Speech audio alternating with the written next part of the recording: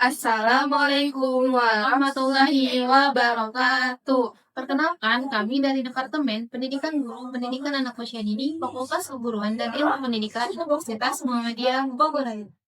Kami dari kelompok 8 akan mempresentasikan mengenai penilaian dalam pembelajaran terpadu. Dengan dosen pengampu Bunda Suryani M. Hadid. Baik, langsung saja ke materi yang pertama akan disampaikan oleh saya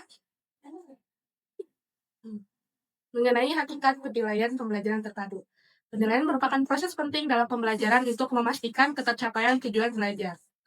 Mulyasa 2012 mendefinisikan penilaian sebagai proses pengumpulan informasi hasil belajar anak berdasarkan prinsip berkelanjutan, autentik, tepat, dan konsisten. Sementara Samsuri 2008 menegaskan penilaian berfungsi memantau keberhasilan program pembelajaran khususnya di PAUD. Menurut Kemendiknas 2010, penilaian di PAUD merupakan upaya mengumpulkan, menganalisis, dan menafsirkan informasi perkembangan anak setelah mengikuti aktivitas pembiasaan dalam kurun waktu tertentu. National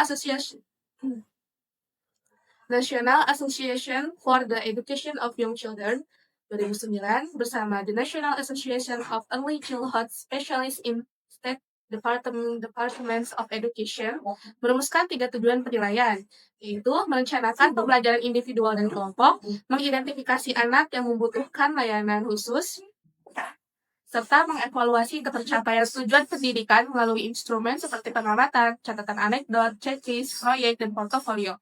Secara umum, sistem penilaian dalam pembelajaran terpadu dilaksanakan secara berkesinambungan dan dibedakan menjadi penilaian konvensional dan penilaian alternatif. Yang selanjutnya yaitu prinsip-prinsip penilaian. Yang pertama, otentik, yaitu menilai kondisi dan situasi nyata anak dalam kegiatan sehari-hari. Yang kedua, integral atau komprehensif. Penilaian ini pengajaran yang dilakukan secara menyeluruh dan utuh, yang di dalamnya menyangkut masalah perilaku, sikap, dan kreativitas. Yang ketiga, berkesinambungan, yaitu penilaian yang dilakukan secara terencana, terus-menerus, dan bertahap untuk memperoleh gambaran tentang perkembangan tingkah laku siswa sebagai hasil dari kegiatan belajar.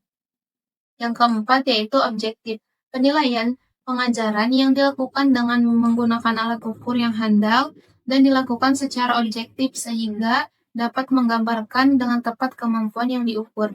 Yang kelima, mendidik. Hasil penelitian harus mampu memberikan manfaat positif, memotivasi anak untuk lebih giat lagi belajar, serta menjadi acuan bagi guru untuk memperbaiki metode pengajaran. Yang terakhir, prinsip penilaian itu harus bermakna. Hasil penilaian harus memberikan informasi yang jelas dan berguna bagi pendidik, orang tua, dan pihak terkait tentang kemajuan belajar anak. Yang ketujuh, terbuka atau transparan. Kriteria dan prosedur penilaian harus jelas serta dapat diketahui oleh orang tua anak maupun pihak yang berkepentingan. Yang kedelapan, akuntabel. Penilaian dilaksanakan sesuai dengan prosedur dan kriteria yang jelas serta dapat dipertanggungjawabkan kepada berbagai pihak. Yang selanjutnya, baik, materi yang selanjutnya akan dibacakan oleh saya sendiri mengenai teknik penilaian dalam pembelajaran terpadu. Yang pertama, observasi. Pengamatan alami perilaku anak secara langsung berfokus pada perilaku nonverbal anak. Yang kedua, catatan anekdot. Catatan anekdot adalah catatan naratif singkat yang menjelaskan perilaku anak yang penting bagi guru terkait tumbuh kembang anak. Kemudian yang ketiga ada skala capaian perkembangan. Skala capaian perkembangan atau checklist menggunakan 4 kategori, yaitu BB, belum berkembang, di mana anak belum menunjukkan kemampuan sesuai indikator. Kemudian ada MB, mulai berkembang, di mana anak mulai menunjukkan kemampuan.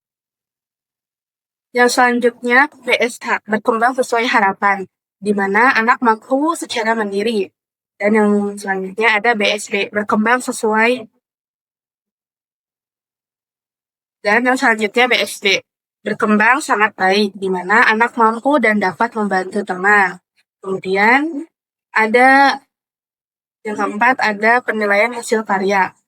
Penilaian hasil karya anak mencakup gambar, seni tari, prakarya, dan karya kreatif lainnya yang dibuat anak secara langsung.